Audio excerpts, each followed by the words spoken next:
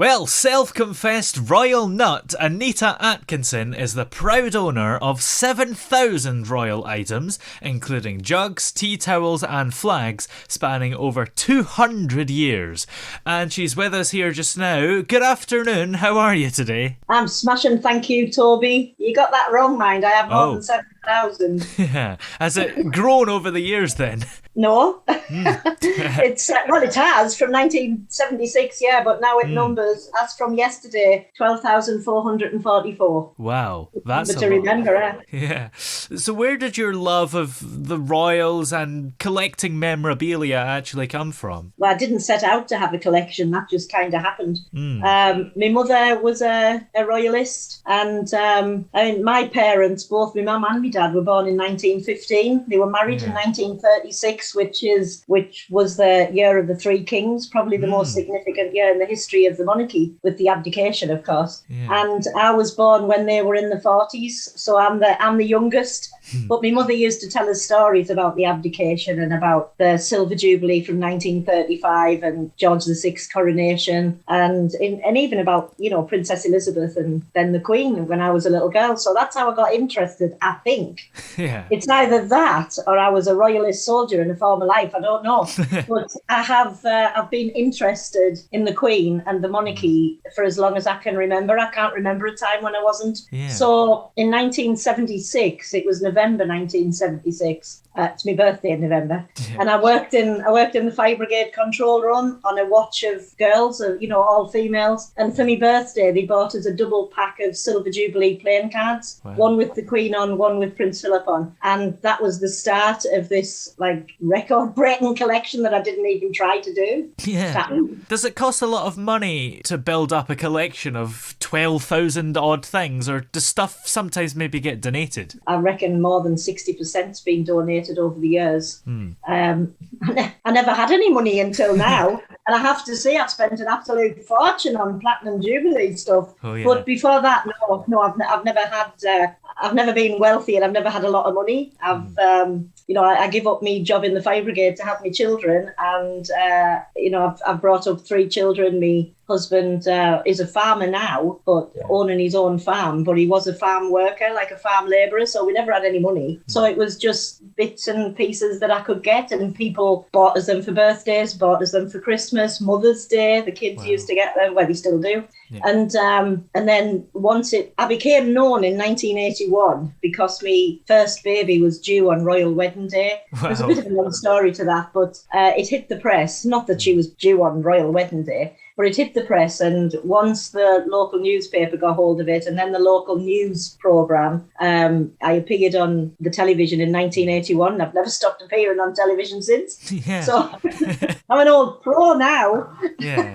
But it turned out that she wasn't actually born on the wedding day in the end, so you still got to enjoy it. Oh, yes, yeah, that day. I can remember it vividly. Me and my mum sat in the house, locked the doors. We had a picnic in the living room because, in those days, Toby, you're not old enough to remember this, but you couldn't record even off the television. There was no video players. You couldn't record things. You couldn't watch it on catch up. You had to see it then. And if you didn't see it then, you missed it. You would have caught the highlights on the news, but no, I wanted to watch every single minute, and so did my mother. So we sat and watched it, and I was a baby due on that day, so I was heavily pregnant, and the baby didn't come until the week after. And what did you call the baby in the end? Was it anything royal related, or just... Well, she is called after the Queen. Her middle name is Elizabeth. But her first name's Ruth. Yeah. And do you know the value of your collection, or because it's so much stuff, maybe it's hard to add it all up? I'm not interested in value, Toby. I'm not interested in money. I've never had any. I never wanted any. I'm not bothered. And I'm never, to me, my collection is priceless in that nobody can ever buy it because it'll never be up for sale. Not as long as I'm alive. Yeah. And so it's not valuable. It's valueless. Yeah. Something's only valuable if you're going to sell it, and I'm never going to sell it. And do you hope that somebody will inherit this? It's not just going to be put on eBay when you are gone? They'd have a job and they'd be on forever putting it on eBay. But no, I've already written my will, and I've left my whole collection to my grandchildren. I have 4 granddaughters and a baby grandson. He hasn't been added to the will yet, actually, but the 4 granddaughters will inherit it, and they can do whatever they want, really. Yeah. if it's valuable, well, good. Yeah. They've got some money. But Yeah. And what is the oldest piece of memorabilia that you have? Do you know? yes, it celebrates. It's a snuff box that celebrates the coronation of George III in 1761. He Wow. was Queen Victoria's grandfather. Yeah, that's pretty old. Yeah. How did you manage to get that? Do you know, I can't even remember.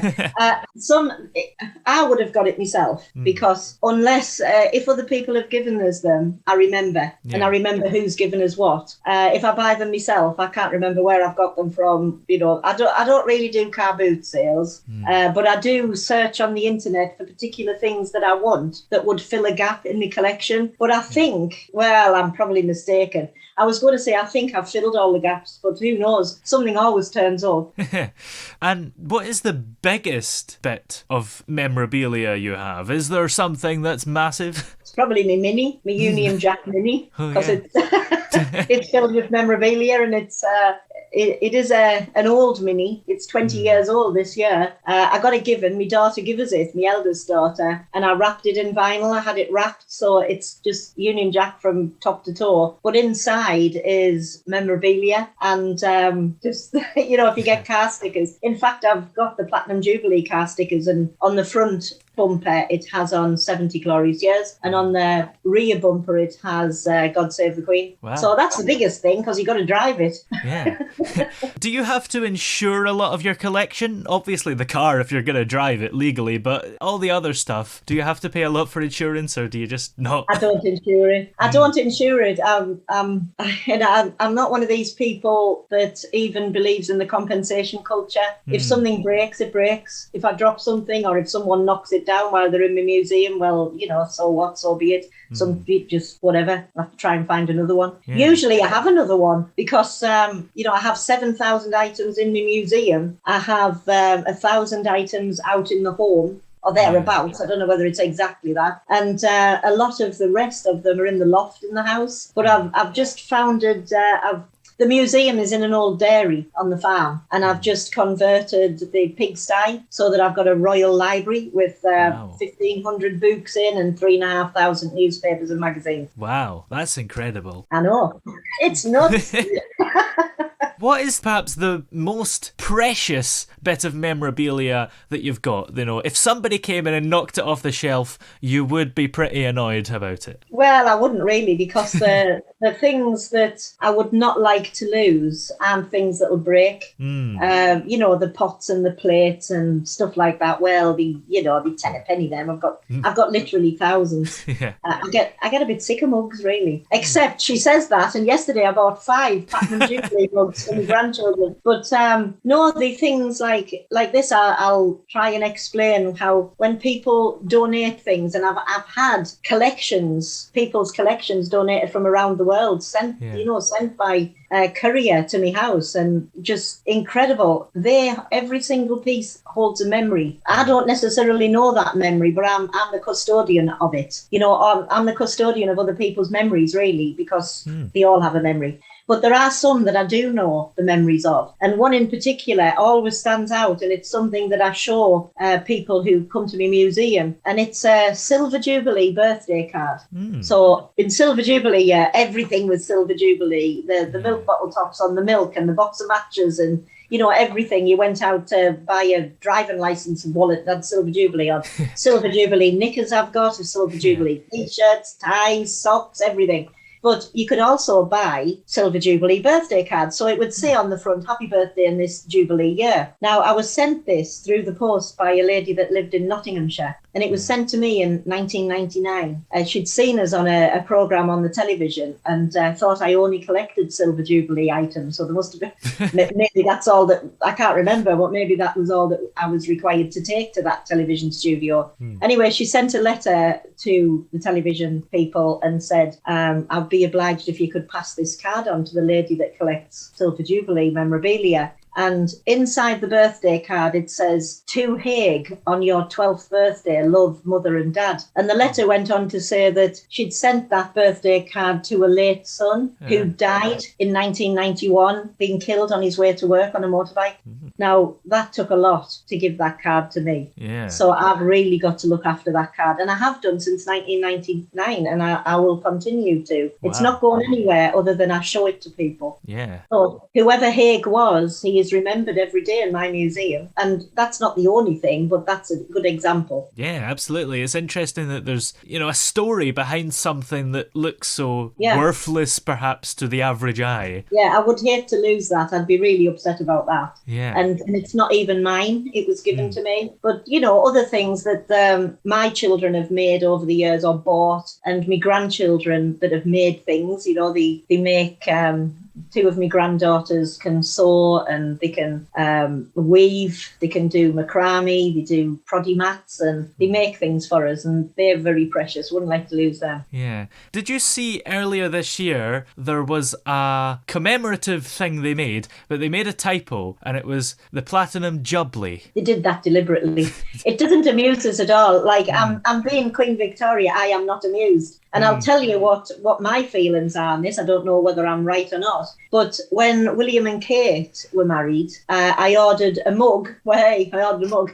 That was 2011, of course. And it came from abroad, from China. Yeah. And when I got the mug, I looked at it and I thought, what on earth? They put Harry on it instead of William. So it had Harry and Kate on, and then they tried to recall it, and I thought, nah, you're not getting mine, because that will be a real collector's item in the future. And then when Harry and Meghan got married, I ordered a plate, and when it came, it had Ed Sheeran on it. I mean, the ginger bloke that's famous, it was Ed Sheeran, it wasn't Prince Harry. And then I thought, wow, well, that's good. I wish I'd ordered more than them now, but never mind. And then this year, when they said Platinum Jubilee, I thought, hold on a minute.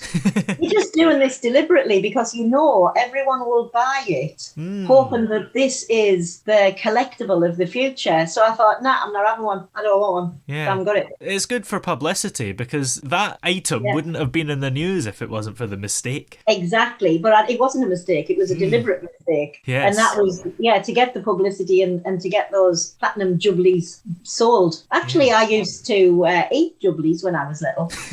I didn't realise that they were called Jubilees, and they must have been brought out for some reason, but they were like a triangular ice lolly that, they were called Jubilees. That's what me and my friends called them. Yeah, I remember them. I haven't seen them in a while. What's happened to them? Maybe you only get them on special occasions. Yeah, I don't know what's happened to them, but anyway, that's the only Jubilee I want, one of them. Yeah. Strawberry one. And are you still collecting? I take it you are with the amount of mugs you bought yesterday. Yeah, I had a young man a local young man called in the other day with a big bag of royal memorabilia that he'd just picked up in passing. He's, over the last few weeks. He'd called at one of his mates' houses on the way down, and he told him he was coming to my house. Said, "Oh, here, I've got something." And they were two coronation wall plaques from 1911, from George V's coronation, that I didn't have. Ceramic wall plaques. And when I looked in the bag from Dan, there was, actually, I've got it right here because I've yet to put it away. I've never seen that before. Wow. It's a silver Jubilee tray, but it has 4 other queens on it. Our queen is only the sixth queen regnant in 1,000 years of monarchy. And there was 5 before her. The only one that's not on here is Mary II. He was married to William III and they ruled jointly, but that's okay because I get why they haven't put that on. But and that's something that I've never seen before, didn't know existed. And this young lad from roundabout just called and, who is this? Is that nice, isn't it? Wow, yeah, that's incredible. And do you find that people are quite willing to give stuff away that perhaps looks quite valuable or maybe they'd quite like to keep? The things are valuable. I don't think people who donate whole collections want to give them to me to look after because they know that after they've gone, the family will throw them in the bin. They won't realise the significance. So I had a huge collection sent from America. This lady was born British but had lived in America for over 60 years. She didn't have any family, and she rang me. She rang me home number from Denver in Colorado. Wow. She actually told us that her and her friends had been following me for years. I didn't even know people followed us. until that moment. But when they did come, I mean, they were top of the range stuff from Harrods. Some of them were solid silver. There was things that I didn't even know existed because they were very, very limited editions. And they came, by air and just incredible. Absolutely. Yeah. I cannot believe it. So that's another reason why I would never, ever think of selling this collection, because it's not mine, really. I'm just looking after it. Yeah. And have you ever met any members of the royal family, by the way? I think they'd probably remember it. Well, I was officially presented to the Queen Mother in 100th year, in the year 2000, and that was in St James's Palace. Mind, I think there was a bit of a mix-up because nobody told us I was going to get presented to the Queen Mother. But I managed to keep myself together for a while before I clammed up, because I saw the enormity of the whole situation. You know me. Yeah. I'm from County Durham, and my two grandfathers were miners, coal miners. My dad was a coal miner. He went down the mine when he was 14. Didn't stop long, like. He became a bus driver. And here I was in St James's Palace talking to the Queen Mother like she was my best friend. And it hit us like a bolt of lightning at one point, and I couldn't say any more, which is not me, because I can talk behind like off a dunk. I do regularly. And how are you celebrating the Platinum Jubilee this year? Oh, well, what I was going to do is I was just going to hot-foot it down to London, because I have two daughters who live in London, have houses in London anyway. Yeah. And I thought, well, I could just please myself. I could go where I wanted to, come back when I wanted to, do whatever. And then I have, I got a big family. My dad was the eldest of 9. I have literally dozens of cousins. And one of my cousins, Ben, he works with adults with learning disabilities to get them into employment. He's very good at it. He's absolutely brilliant. But these people that he works with, they need work experience. And it's very difficult sometimes to get them into work so they can get the work experience to put on the CV and therefore get a job. So Ben rang me and he said, will you do a pop-up royalties in Bishop Auckland for us? And I said, well, why would I want to do that? Because I've got a museum with a tea room in at home if I wanted to do that. Not that I do. But and he said, well, it's just that my people, they could make all the cakes, they could serve in the tea room, it gives them work experience. So I thought, oh, why, go on then. So Thursday and Friday, I'm doing this pop-up royalties in Bishop Auckland, which is not far from where I live. Then on the Saturday, I think we're just going to have a bit of a get-together, just the family. Yeah. And on Sunday, I'm opening it up to anybody that wants to come. It's a street party, but I don't live in the street, on the farm. So we opening up a field, and anybody that wants to come, just bring a picnic, bring a drink, bring a picnic blanket, and I'll provide the entertainment. Yeah. We'll have music, games, traditional, English. We'll do some wife carrying, I think. And the hokey cokey, maybe is a massive hokey cokey, and we'll sing Land of Hope and Glory or something. Yeah. I don't know. But it'll be all dressed up, there'll be queenies everywhere and bunting and flags and everything. Yeah, absolutely. I mean, it's pretty dressed up as it is, presumably. Well, it always is anyway, the flag flying. I've got the Platinum Jubilee flags been flying all year. Well, from 6th of February it was anyway. Yeah. And there's queenies all over the place. We've got gnomes in the garden and just, everywhere. Yeah. It's great.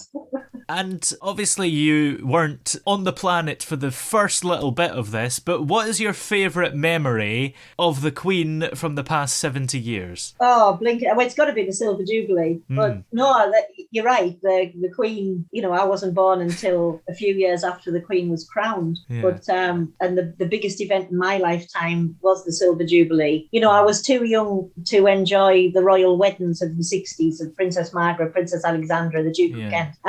I had a day off school for Princess Anne's wedding, and I quite enjoyed that. But the biggest event was the Silver Jubilee, and the whole place went nuts. There wasn't a face anywhere that wasn't smiling. I mean, it was absolutely fantastic. I've got so many memories from that year. It was just incredible. And, I keep saying this because I've only just started this year, but, the Queen's reign is the story of my life. If It's the story of your life as well, but particularly mine. Excuse me, particularly mine, because in Silver Jubilee year I met my husband and we got engaged that year. And then in 1981, when I had my first baby, it was the royal wedding. Yeah. And 1984, when Prince Harry was born, I had my son. 1988, when Princess Beatrice was born, I had my youngest daughter. When the Queen was having an annus horribilis in 1992, so was I. My parents had died. I was a mother of 3 young children living on an isolated farm, and I was suffering as well. And then 2002, the Golden Jubilee. My eldest daughter was 21, my son was 18, and then 2012, the Diamond Jubilee, granddaughter was born. Yeah. And this year, 2022, a grandson. So every time the Queen has an occasion, so do I.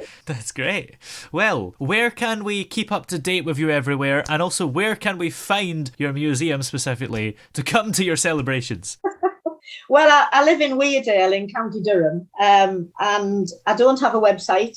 I've barely got a mobile phone. You know, we live in such a rural area that we've only just got running water and electricity. But my museum is private, and I only open it for special occasions. But it will be open for that weekend on the Saturday and Sunday, and it's in Weardale. It's in a place called Harperley Hall, and you just have to stop the car and ask someone and tell you where I live. Simple enough. Well, many thanks for coming on today and have a great Jubilee. Thank you, Toby, and you. Enjoy it. And everyone else.